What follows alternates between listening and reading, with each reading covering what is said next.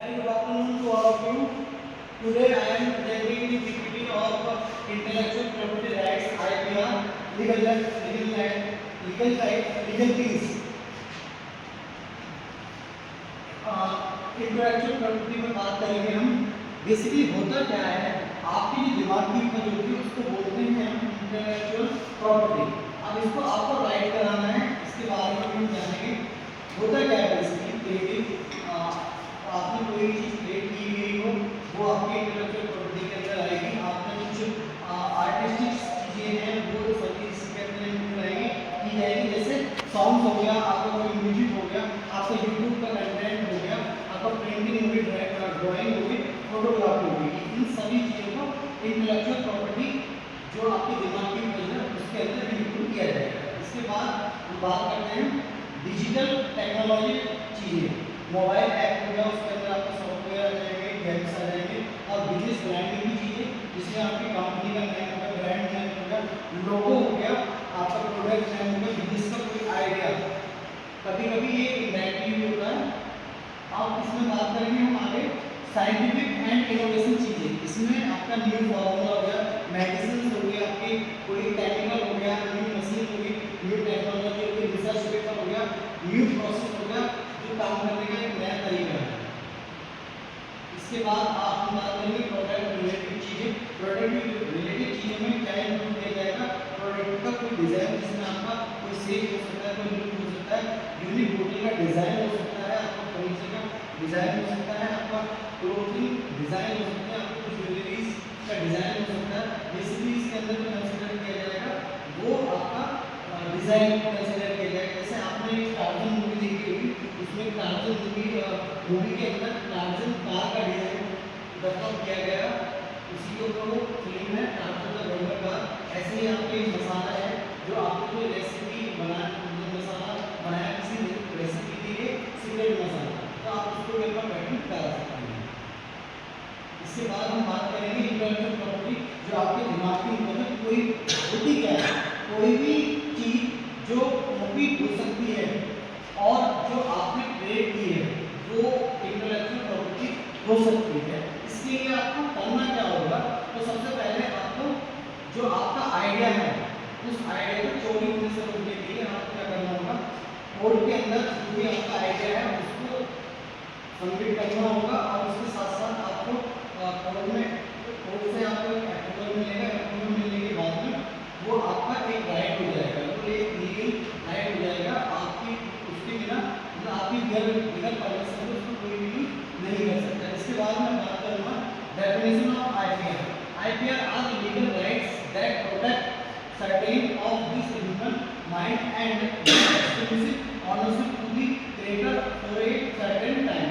And second definition है, if you create something new, आप कुछ नया create करते हैं, IPR gives you the right. IPR आपको एक right देता है to own it and stop others from copying. इसको जो other person है जो copy करना चाहते हैं उसको रोकने के लिए।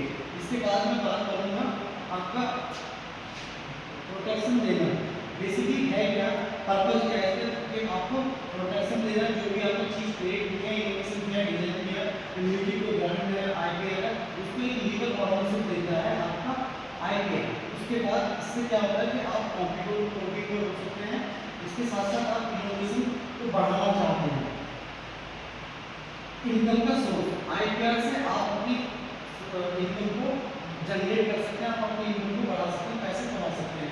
जैसे आपका रॉयल्टी हो गया, लाइसेंसिंग हो गया, सेलिंग राइट्स हो गया। रॉयल्टी में आप अपनी एसेट्स को दूसरे को यूज करने के लिए देते हैं, उसके बदले जो भी आपको पेमेंट मिलता है वो रॉयल्टी के लिए कंसिडर किया जाता है। इसके अलावा अब लाइसेंसिंग की बात करें तो लाइसेंसिंग में होता है कि जो आप अपना कोई भी इनोवेशन आपने जो किया है उसका राइट आप किसी दूसरे पर्सन को देते हो, तो लाइसेंसिंग के अंदर आता है। ब्रांड को सोर्सेस करना, ब्रांड को सिक्योर करना, ब्रांड को सिक्योर करना मतलब तो आपने जो भी अपने इनोवेशन की है उसको सिक्योर करना है।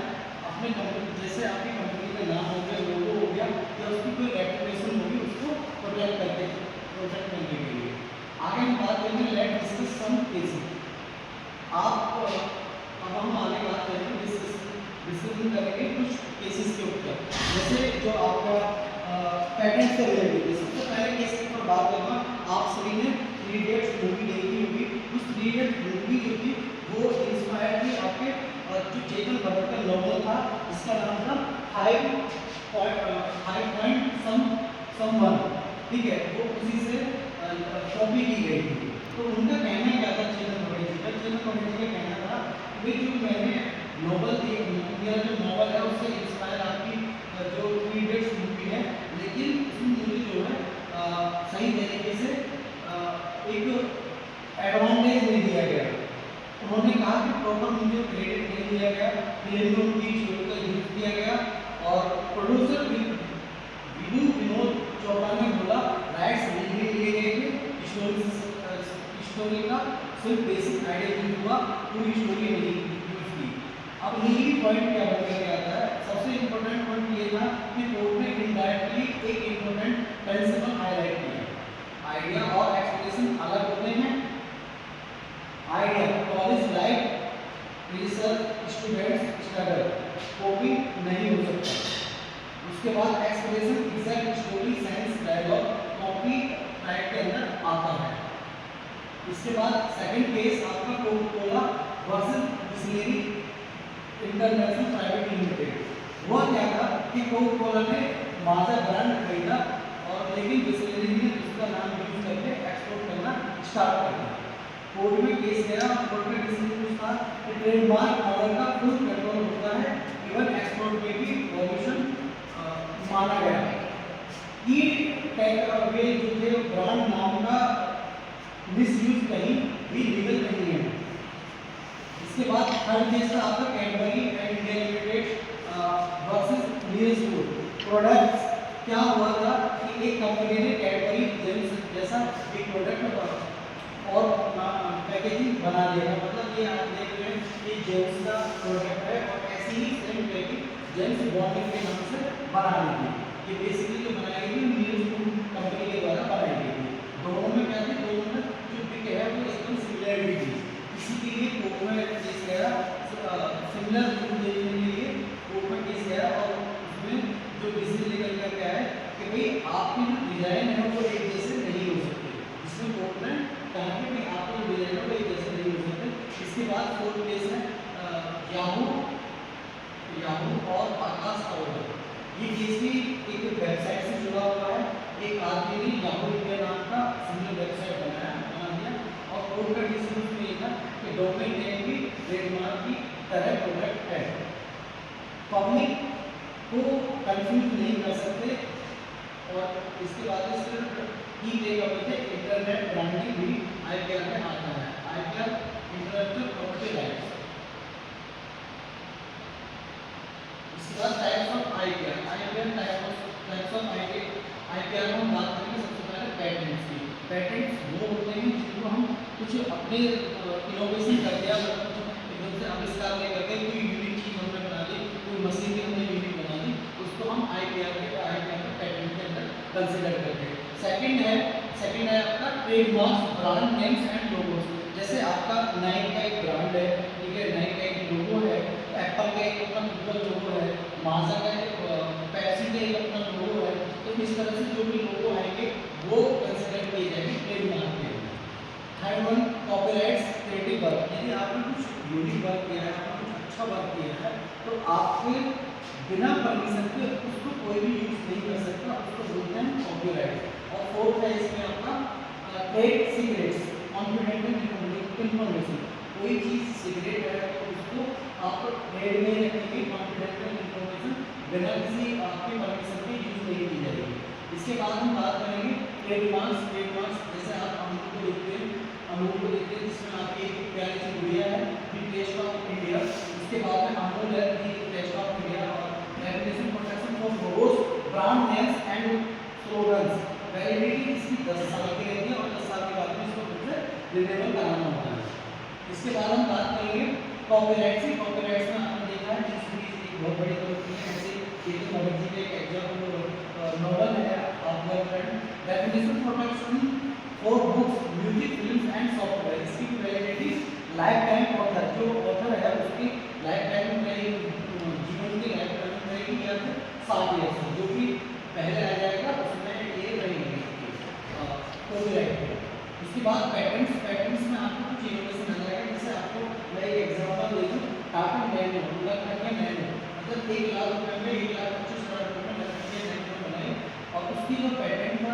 उसके लिए 20 साल का टाइम पीरियड है, जैसे नैनो पेज में हो गया था उसके अंदर।